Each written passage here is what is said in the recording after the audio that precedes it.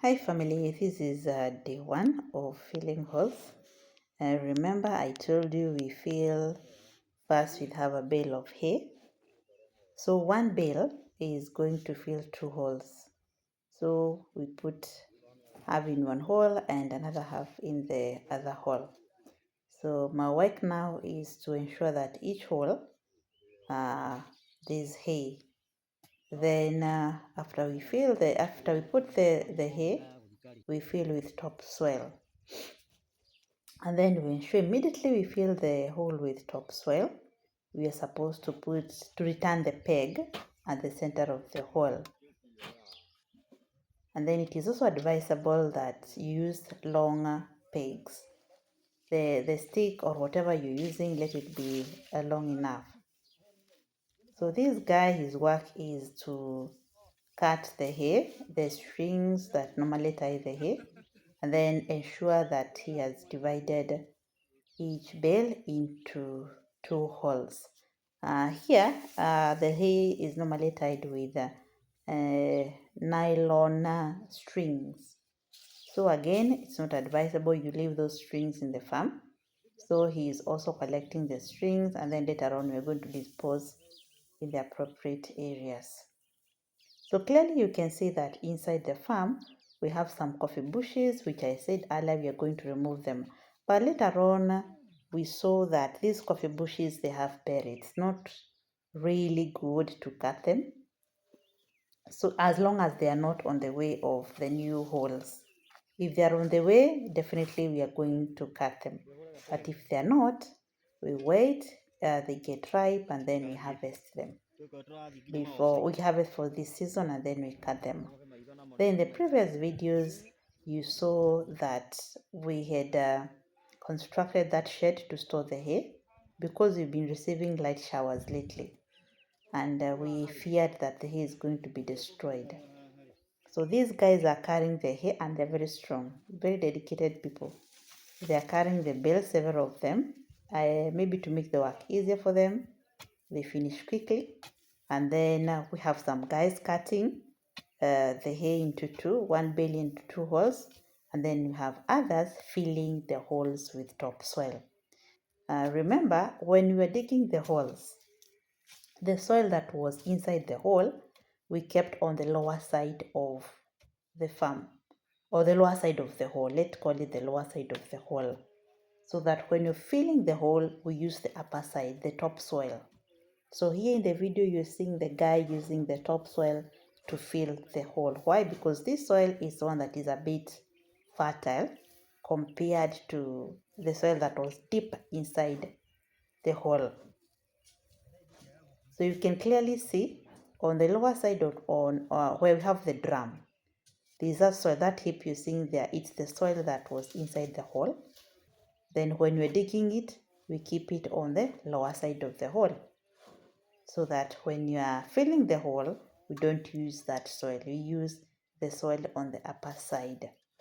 So again, my work is to ensure they don't touch that soil that is on the lower side of the hole. They use the top soil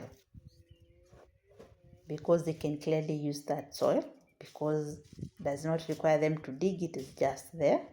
So it is good to move around and you see how they're doing it. And you can see it's not removing the peg, because once you remove that peg and you fill the hole with soil, you might lose that hole. You forget where it was. That means you're going to be forced to dig that hole once again. And remember, it's not an easy work. It is 3 feet by 3 and preferably round. 3 feet by 3, 3 deep, then 3 wide, all round, preferably a round hole. So after he fills, ensures the peg is at the center of the hole, and then you move to the next hole. So I really wanted to capture this moment to show how he's doing it. The roots we're seeing there, they are for the bananas. I'm not worried about the banana. It dies and then it grows again.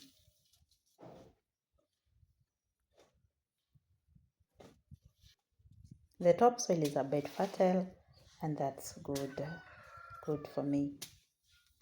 Then after we fill the holes with topsoil, I will show you the next stage in the next video. Welcome family to my YouTube channel. This is Naitlela. Subscribe to my channel, like my video. I'm just a farmer trying to do coffee farming, and I believe that we are going to grow together. Karibuni.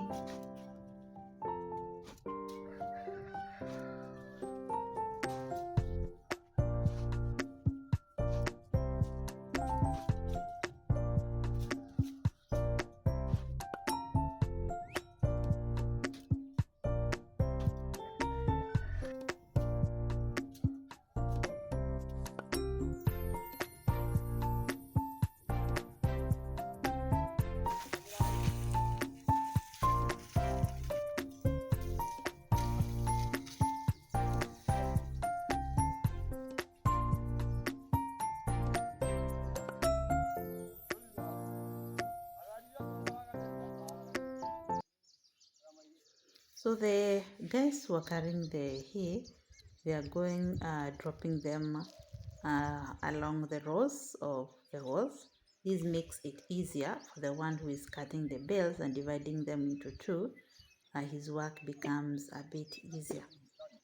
So again, they have to go row by row so that they don't forget maybe a hole is left behind without hay, and also makes our work easier for the guy who is cutting. Again, my work is going around, ensuring that every hole has ample hay, because they can clearly divide them. It is easy for them to divide them into many holes, and which is well, it won't be good for me. It won't be good hay enough for the mulching at the base of the hole.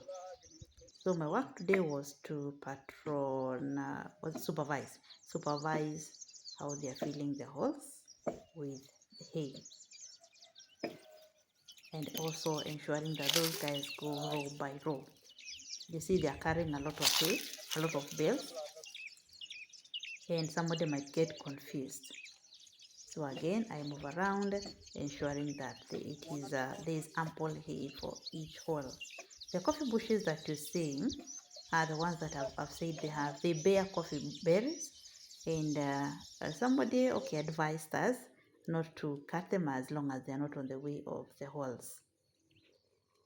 So like this one, it was on the way.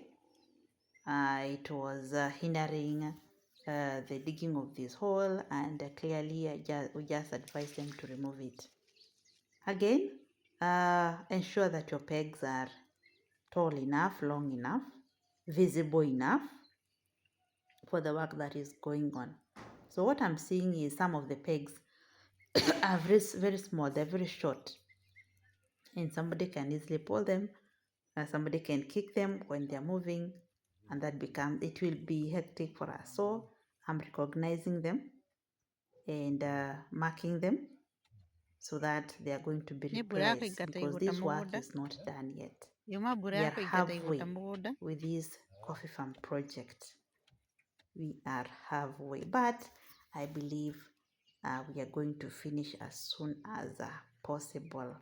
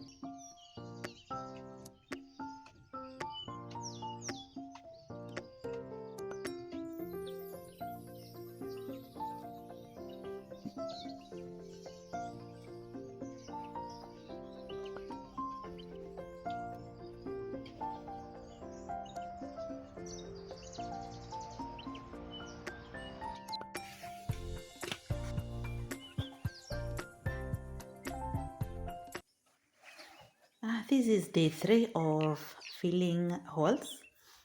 We woke up with light showers in the morning, which was good compared to the scorching sun we've been experiencing. Somehow it replenishes the people in the farm. You can see it's a bit chilly. It's raining a bit, but somehow we are halfway the property in filling the holes with the topsoil. Remember, we dug holes 3 by 3 feet.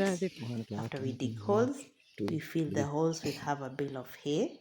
This hay is for mulching. During the dry season, is for mulching at the base, stores water at the base for the coffee bush that we are going to plant. So what you're seeing me is ensure I was measuring. You measure with 3 steps to ensure that the distance from one coffee bush to the other is 9 feet. So after you fill the hole with half a bale of hay, that hay at the base is to store water for this coffee bush.